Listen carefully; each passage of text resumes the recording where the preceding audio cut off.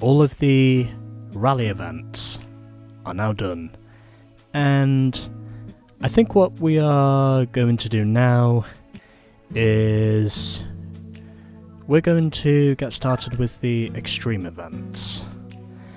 I would do the 1000 miles tournament, but I just really don't feel like doing that yet, so we'll get started with the extreme events instead.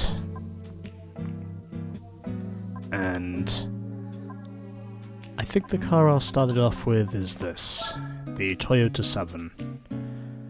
Because, well, the first event we're going to do, I don't think it's going to be too hard to win. We just need a car that's going to be bad fast, and I think the Toyota 7 will be good enough for that.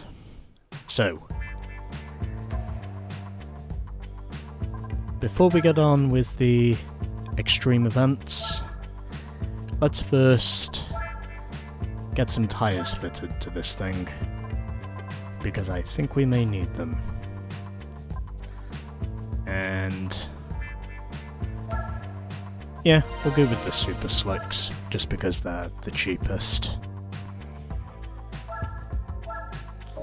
And since we are at test course, I think we should have everything we need. Just the racing Super Slicks, and then I think we should be on our way.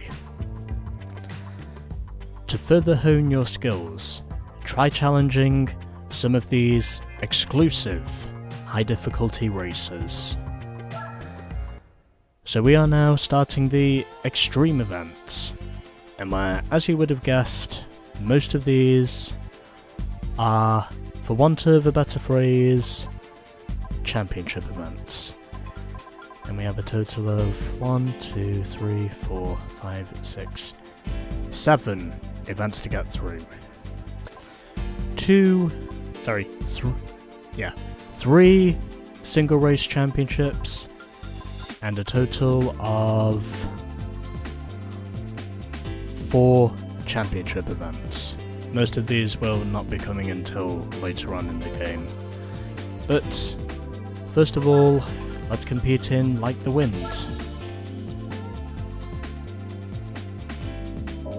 Oh yeah, I should also read the description up there. Races for the hardcore with prizes to match. So we are going to use the Toyota 7 for 5 laps around test course. Hopefully that should be everything we need. But we'll wait and see. Yeah, okay.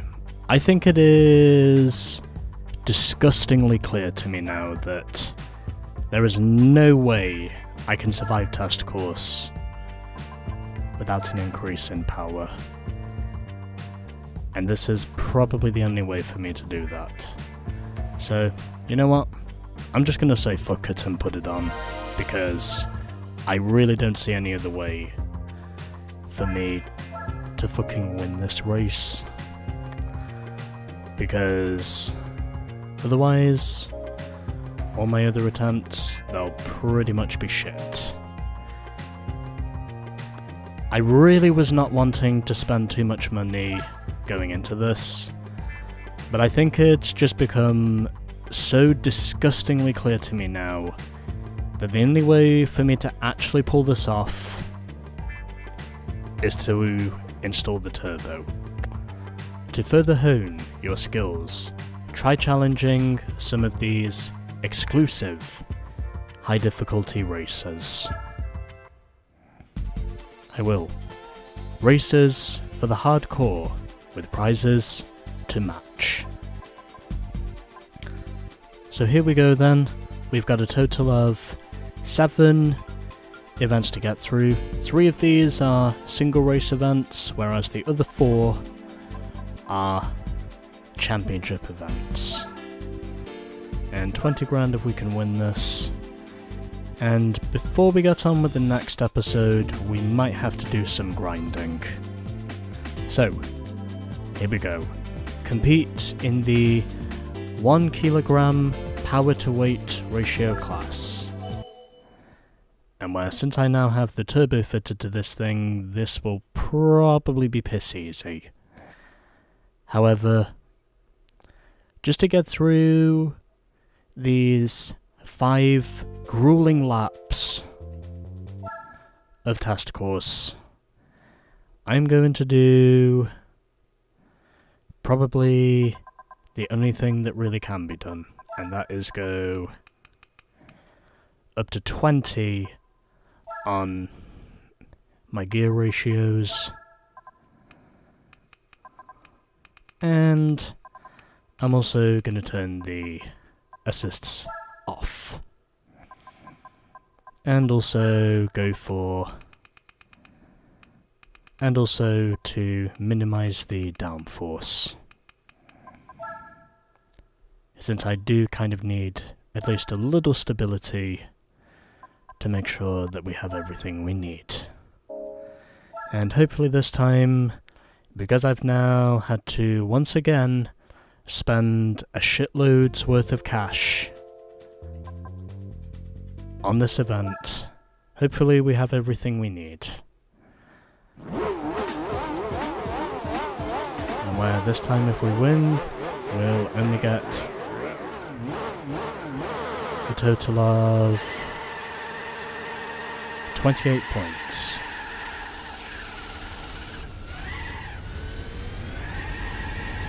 So I think it's fair to say that by increasing the horsepower in this thing, I have also greatly increased the possible instability.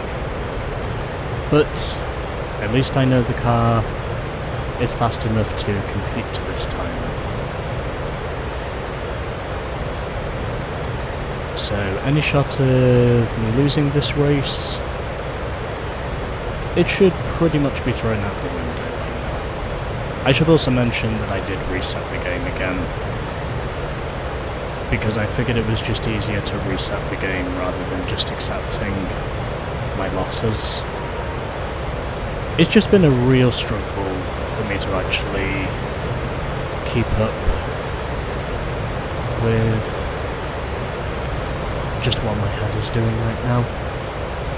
And I think it's fair to say that once I do reach the 50% completion mark, I am definitely going to give myself what will probably be a much needed break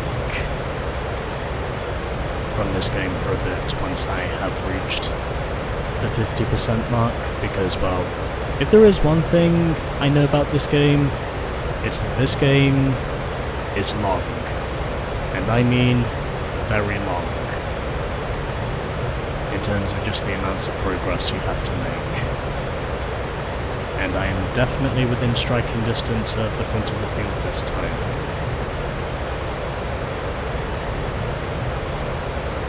Plus, the grind for me to get through those hard rally events, some of it was almost excruciating. But I am convinced in saying that this time around at least, I have at least got a car that is able, with the help of an overpriced turbo, I have now taken the lead. Even though I did have to spend 90 grand just to get a turbo fitted. But again, I wanted to get some usage out of all my prototypes. And that's pretty much what I did.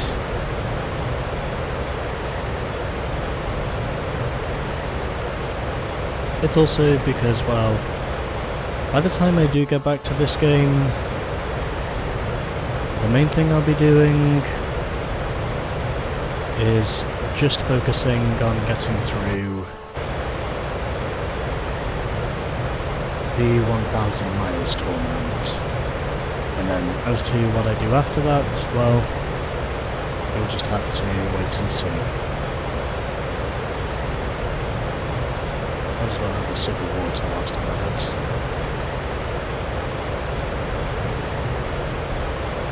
So, just taking a sip of water, as we are now onto lap 3 here at Test Course.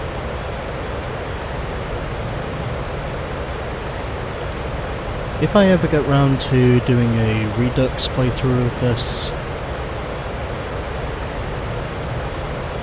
I will be making sure to not scrape my car along the walls as much in the rally events as much as I did.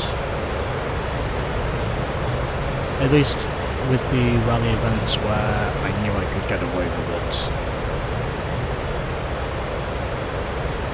And that is, well, kind of what I did. Plus, if there's one thing I know about this car with the turbo now fitted, it's that it is definitely just, I would honestly say, just burning the fuel away since I put this turbo kit on. But then again, because I noticed even with minimum downforce on this thing that I was going to wind up losing, and now everyone pits in.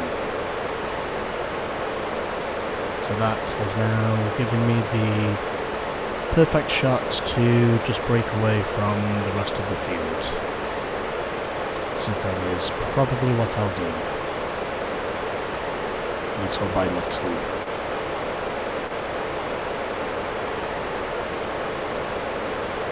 This car altogether does have a somewhat questionable history, but if there's one thing you cannot deny about this car, it's that it was fast. And I mean damn fast. For the era of cars it was racing with. I also have a feeling this car would have no doubt been the answer to the Chaparral 2J that was ironically being produced at a similar time to this car. There's no question in saying that both the cars were fast. And I'm now almost 8 seconds up on the CLK GTR. And I get into the wall, but that's okay because I am still out front with an advantage, even though I did have to spend a shitload of cash on a turbo kit. But because I wanted to get some usage out of all my prototypes, that is why I stuck with this thing. And the CLK GTR is staying out. I don't think tyre wear would have really been too much of a problem for me, but I chose to put on the super slicks anyway just because, well, it's better to be safe than sorry. Also because, well, my voice is once again giving out. And we have now burned half of our fuel tank. Although then again, since I have a stage 4 turbo on this thing, I'm honestly not surprised. But either way, it doesn't really matter because, well, I'm pretty sure if this thing was doing this speed in real life, it would basically just be looking like more or less a giant fireball by now, if this thing was actually doing this speed in real life. It would basically just be a giant fireball by this point if it was doing this speed in real life. Because this car, compared to the race cars of today, it's more or less a soapbox. Anyways, I win. After taking the drastic decision to put on the fucking Stage 4 Turbo Kit. I won that race with a time of 8:22.6 and a 13-second win over the Mercedes CLK GTR. Although I really did not like the fact that I had to spend nearly 100 grand just to make it so this car would win. But you know what? I don't care. We got it done now. That's all that matters. We do still have plenty of money, but I might have to do a little grinding before we get on with our next event. So, you honestly didn't think I was gonna get through or have a look through the extreme events without getting the most painful one and probably shortest one out of the way. I mean, come on. It is only one race for Like the Wind, and I am glad to say that unlike GT3, we only had to do 5 laps around test course, unlike last time when we had to do 20. But anyway, that's your order, with the Gile Vertigo at the back. Okay, let's now go and collect our prize car. There is, of course, a trick behind why it's easier to just get through Like the Wind first. Anyway, so what do we get? We get the Volkswagen W12 Nardo. Even though this is not the actual production car. But whatever, that's what we get. The VW W12. I might consider using this thing at some point, if I get the time to do so. But anyway, that was Like the Wind. Our first extreme event race is now done. And next up, I think we'll do the Premium Sports Lounge. But anyway, there we go.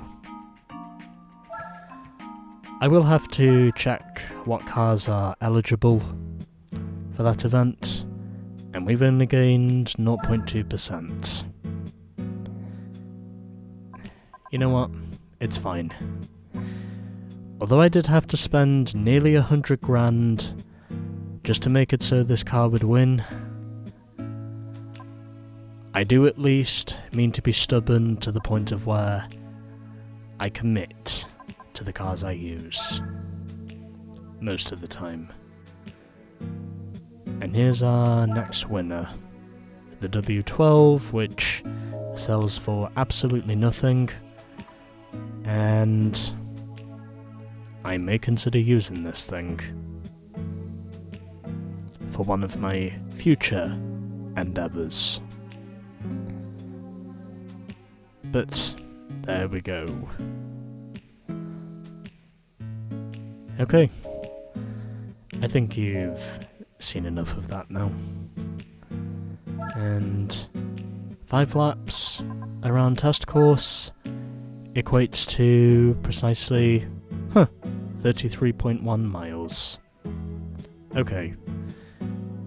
So, we have now started the extreme events, and the first one is done. Next time we'll be doing the Premium Sports Lounge. Stay tuned.